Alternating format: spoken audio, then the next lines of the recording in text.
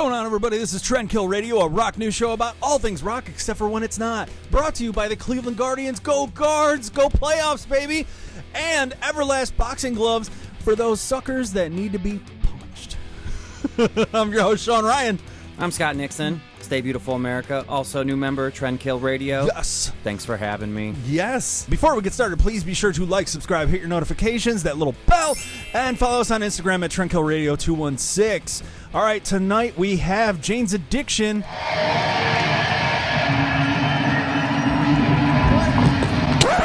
Yep, that's me. You're probably wondering how I ended up in this situation. So let's just break down now where the hell this all started, what is going on. I feel there's so much that a lot of people don't know about. Everyone's seen the fight, but it's it's not coherent. Speaking of coherent, why this all happened? Prior to the incident in Boston on Friday the 13th, they were playing in New York at Pier 17 rooftop. Farrell had apologized to the crowd for his performance. It has been lengthy that this whole tour, that all four members have gotten back together since, God knows. What was it, like 2010, 2011? Yeah, but they hadn't even recorded any new music with each other even longer than that, over 30 years. Oh, wow. It was that long since the original lineup had, played together. Yeah. I don't even think you were born. No, I wasn't. Because it was probably, in the, mid-'80s, right? Late 80s? Well, early 90s, Ritual de lo Habitual. Yeah. That came out in the 91. last time those guys had written songs together, and I was so excited when I just opened up my phone one day, and freaking the new Jane's Addiction song dropped, and I went, nuh-uh.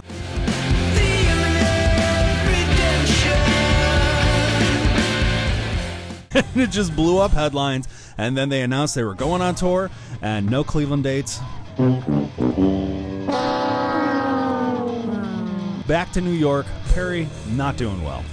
He's trying to sing, the notes aren't coming out. He's a mess on stage. He's missing cues. He's missing lyrics. He's, claiming that, hey, I'm trying to shout these words out, but nothing's coming out. And it's like, well, maybe you have some issues behind the scenes that are preventing your voice from doing so. You think it's drugs or alcohol or both? Both. Absolutely. Yeah. Both. Perry's not in his right frame of mind. He's not even realizing what part of songs he's at, and he's dancing around incoherently. That always blows my mind. You perform the song, you've sang it a million times, and now you don't even remember the words, you can't stay on beat. How the hell did you get this place? It gets so repetitive, and you've done the song so many times that you can really forget. I thought it would just be ingrained in your mind at that point, No. The ABCs or Twinkle Twinkle Little Star. It's just in your DNA. Perry goes, quote, "Ladies and gentlemen, I have to be honest with you, something's wrong with my voice. I don't know if you can hear, but something's going on, and I just can't get the notes out." Yeah, while he was playing Jane Says, a video from the performance shows Farrell stop mid-song speaking with the Bears player Eric Avery that, they haven't talked in a long time prior to this. They're in a band and they just don't speak? Just show up and play gigs and not talk to each other? Well, there's a long convoluted history between Eric Avery and Perry Farrell that you should just look up. It would take a whole episode just to figure out why the hell those two aren't on the same page, but it's Perry's fault.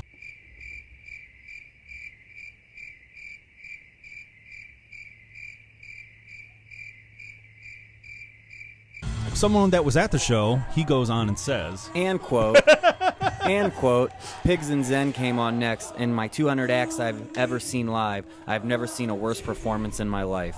Perry mumbled through the first verse, went on a 4-ish minute incoherent rant where the second verse should be, and everyone was beyond baffled. End quote. Bamboozled. Baffled. Yes. If you're paying big money to go to that show and I'm in the audience and that's happening, yeah, I'd be pretty pissed. Describing a show as a car crash, that really had to be terrible. It's something that you don't really want to watch, but you can't look away. You're just sort of, wincing in pain, and you're kind of wondering, when are they going to put this poor guy out of his misery? It's like an animal that's been shot, but like, you kind of nicked it a little bit and it's just bleeding out there, and you're letting it suffer. I know, there's like a deer with an arrow in its neck, but it's still not dead. It's just in a lot of pain. That's Perry Farrell. Exactly. Several comments, the audience was scared for Perry. Maybe he was stumbled off stage. Maybe he was just that fucked up. He had no idea what he was even doing. Yeah. But this is, the first time that they have toured together since 2010. But, I mean, there was on and off because, like Eric was part and then he wasn't. And Chris Chaney, he was the bass player for a long time. And they had to kind of get rid of him, even though he was on the last album in, like, 2011, I believe. And it's always just kind of this weird thing. Yeah, it's not cohesive. Yeah. So, when they finally got all four guys back together, agreed to be on the same stage together, agreed to write music together, which is wild because Perry Farrell, he was best friends with Taylor Hawkins, the former drummer of the Foo Fighters. R.I.P. Yes, amazing guy. That dude was a maniac behind the kit. Yes, but he had a lot of drug issues that I don't think anybody was really aware about. I think there's a lot of things that people weren't aware about with the Foo Fighters. According to some new stories about Dave. You know what I'm talking about. Oh, yeah. If you don't, try not to think about it. And now, which leads us to Friday the 13th, where Perry Farrell had punched Dave Navarro. We already saw the video. I'll show it again. But prior to that, there's some video of people that were in the front row that I will show you right now.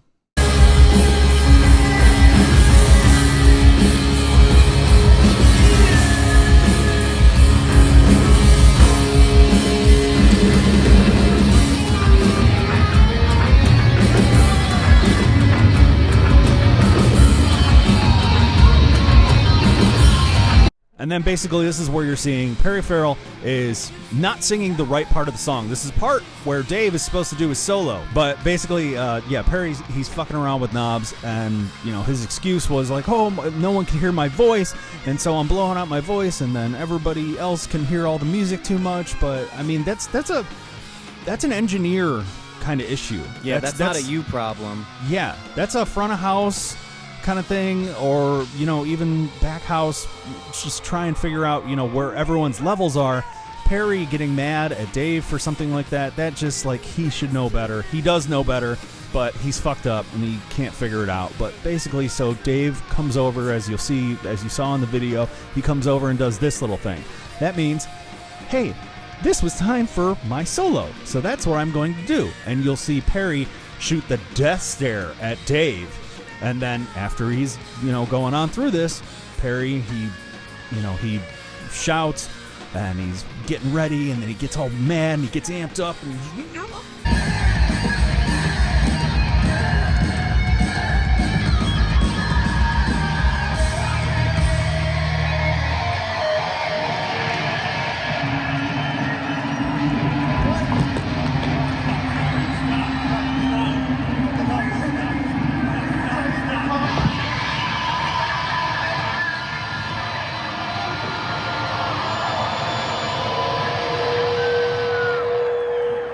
No, it was just a piss poor punch. No clean connection, just whiffed on him.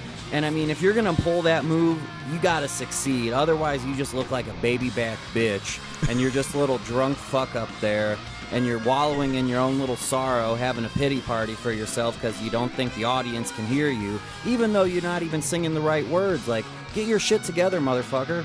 Yeah. Like, that's all I gotta say about that. Yeah, but I mean, if you are really fucked up, I mean, there's some times where you're just like, I don't even know what's going on, and I don't know how to react, and what's your most primal instinct? Anger. Yeah, fight or flight, and he chose to fight, and I mean, it was pretty funny. As soon as he threw the punch, they like grabbed him and ripped him away from him, and like, it was pretty obvious that he was in no fighting shape. He's not, signing a deal with Everlast anytime soon.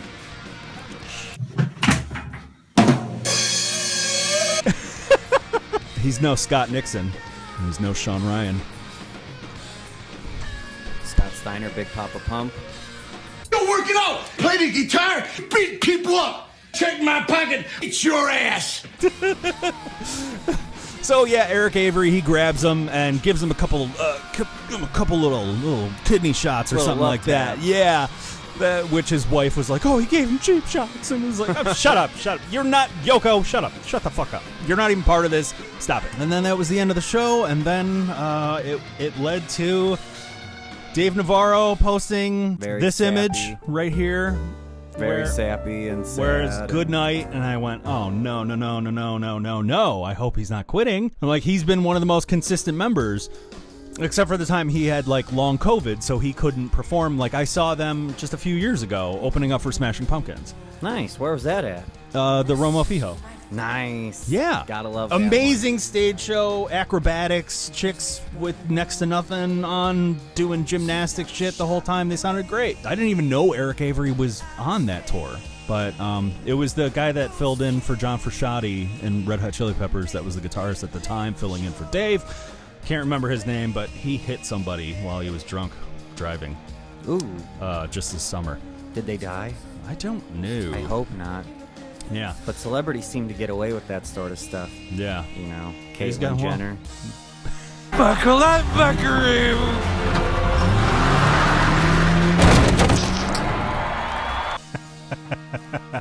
The next show at Bridgeport, Connecticut, which is no big loss because it's Bridgeport, Connecticut. I'll have you know that Bridgeport is among the world leaders in abandoned buildings, shattered glass, boarded up windows, wild dogs, and gas stations without pumps. So eat my piss. I've never even heard of that place. Had no idea it was a city. Then the news of the whole rest of the tour being completely canceled, and then followed by Perry saying This. quote, This weekend has been incredibly difficult after having the time and space to reflect. It's only right that I apologize to my bandmates, especially Dave Navarro, fans, family, and friends for my actions during Friday's show. Unfortunately, my breaking point resulted in inexcusable behavior, and now I take full accountability for how I chose to handle the situation. Honestly, end quote. his PR rep is really good for having him write that out. He used some good words. Accountability specifically, that's, you know, some big boy pants stuff right there. Yeah. Now we got to get him in rehab. Yeah, I know. Because obviously the whole band knew it. They've been yeah. dealing with it. It wasn't just New York and Boston that all these problems were happening. This was going on the whole tour.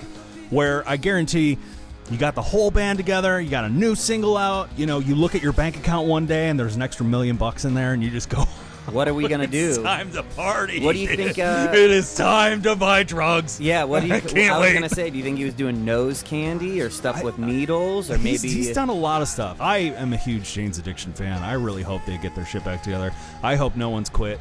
I hope this this sorts itself out and they can reunite and just be sober by now, guys. You know? Yeah, your heart's not really meant to be doing this sort of shit, especially when you're above the age of 60. Yeah, dude. Hey, Sean, has anyone told you, you know... I look 60? No. Yes. I was going to say, anyone ever tell you you kind of look cute in an intense way? Kind of like Perry Farrell? Unemployed Boyfriend, Everclear. Check it out. Good song. It's at the end of it. And then they put out the song True Love, which was their last single, and I saw a lot of people on Facebook give the laughter emoji.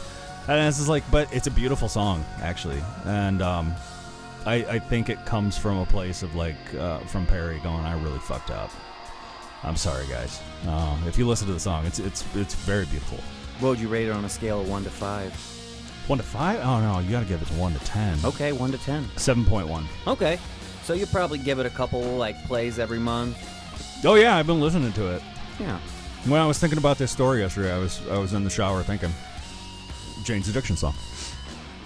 Standing in the shower thinking. But that is all that we have. Thank you guys so much for watching. Please be sure to like, subscribe, hit your notifications, that little bell. I'm your host, Sean Ryan. I'm Scott Nixon. And this has been Trend Kill Radio. I think I'm a good replacement, R.I.P., but hey, he sanctioned Step this. over his grave. He sanctioned this.